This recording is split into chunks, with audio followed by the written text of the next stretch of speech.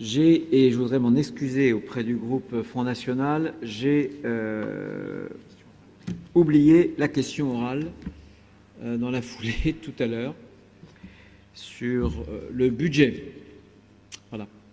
Je vous propose de la présenter maintenant et ensuite on passera tout de suite à la commission de Christelle Morançais, donc la commission 3, et nous ferons après la commission culture.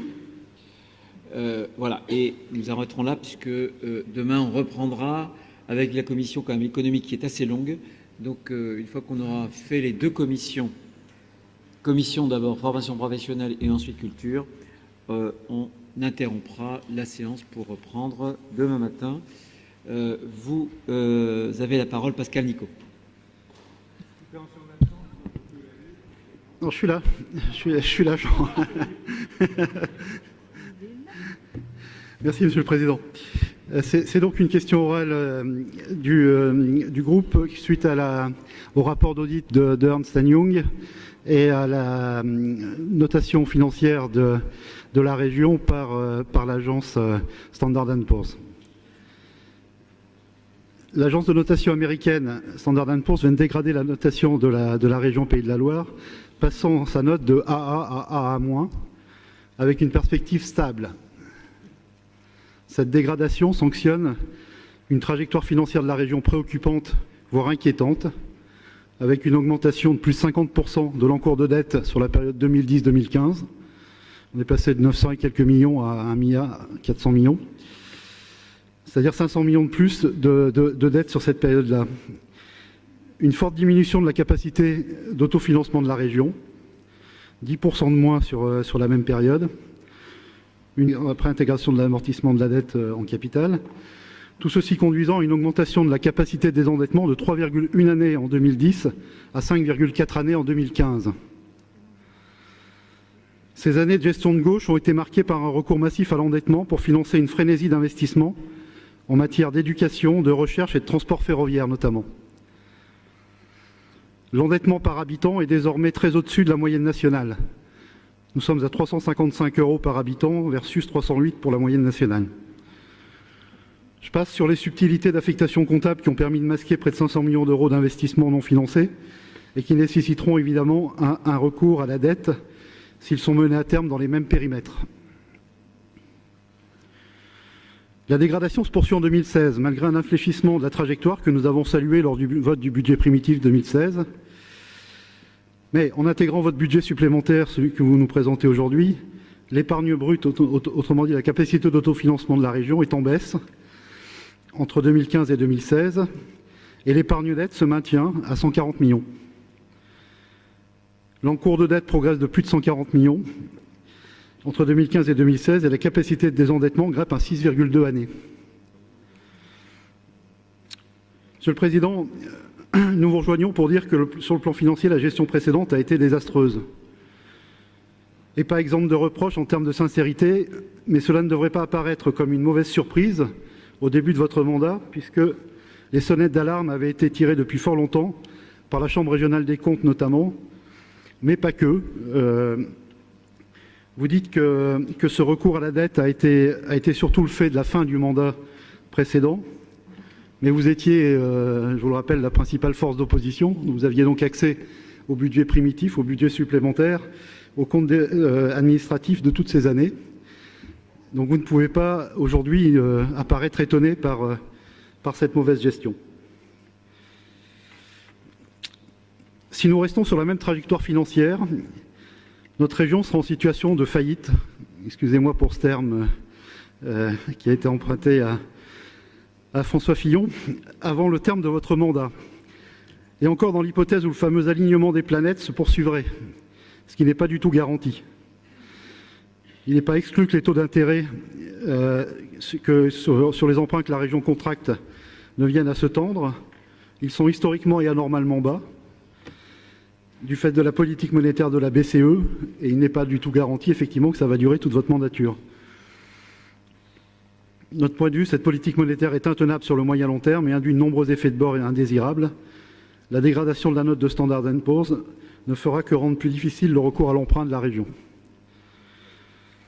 Par ailleurs, votre budget n'intègre que très peu les impacts financiers de la loi NOTRe, que nous avons combattu et qui dote la région de nouvelles compétences. C'est donc bien un avertissement sérieux qu'il faut entendre, et notre groupe aimerait connaître votre stratégie sur la mandature pour éviter à notre région de tomber dans une situation financière de faillite.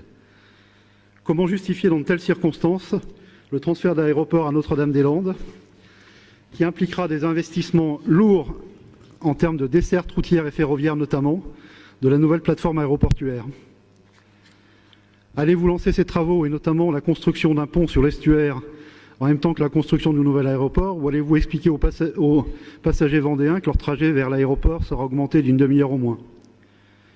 Allez-vous expliquer aux habitants de la ruralité que les projets ambitieux que vous avez annoncés ce matin, notamment en matière d'équipement numérique, seront repoussés, faute de crédit engloutis dans les travaux de desserte de Notre-Dame-des-Landes? Quand vous dites que l'impact budgétaire de Notre-Dame-des-Landes est de 40 millions d'euros d'avance remboursable, pour nous, vous n'êtes pas sincère, car il faut bien entendu prendre en compte les coûts de desserte ferroviaire et routière, et c'est, au bas mot, plusieurs centaines de millions d'euros, et encore sans compter le pont sur l'estuaire que nous comprenons, au travers de ce que vous nous avez dit tout à l'heure, ne pas vouloir prévoir avant la fin de votre mandat. Nous sommes donc en obligation de constater que le budget supplémentaire et surtout la trajectoire financière de la région est préoccupante et manque de sincérité. Nous attendons vos réponses sur ces éléments-là, sur ces questions précises de projets de transfert, de travaux d'infrastructure, notamment. Je vous remercie. Écoutez, est-ce que je peux considérer qu'à travers les réponses, alors sur le pacte de ruralité ce matin, à travers les réponses que j'ai données tout à l'heure à Pascal Gana sur l'aéroport, à travers le débat qui a eu lieu sur la notation, la dégradation de la notation, sur la trajectoire aussi financière que nous avons initiée mais qu'on va amplifier, hein. Je veux le confirmer en termes d'économie. Est-ce que je peux considérer que vous avez eu une certaine forme de réponse à votre question orale? Je peux le considérer? Vous pouvez le considérer, mais il y aura un budget primitif 2017. Et nous y reviendrons. Et il y aura un référendum ce week-end, donc on verra ce que donnera le référendum et quels seront les impacts sur votre budget primitif 2017. Et nous y reviendrons. Mais vous savez, sur le pont sur la Loire, j'ai toujours considéré que Notre-Dame-des-Landes ou pas, il était nécessaire. Et c'est un des maillons manquants de l'autoroute des estuaires entre Dunkerque et Biarritz.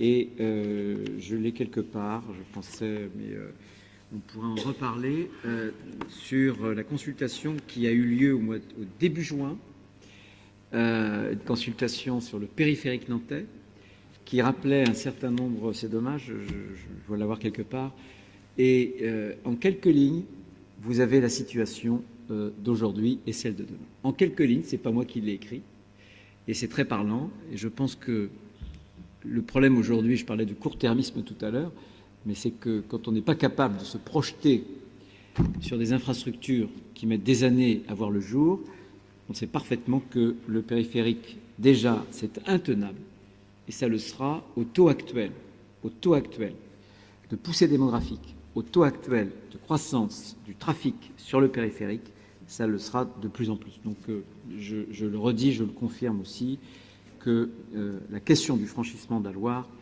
des franchissements de la Loire, se posera. Elle se pose pas uniquement pour la région, elle se pose pour la métropole, elle se pose aussi à l'est sur Ancenis.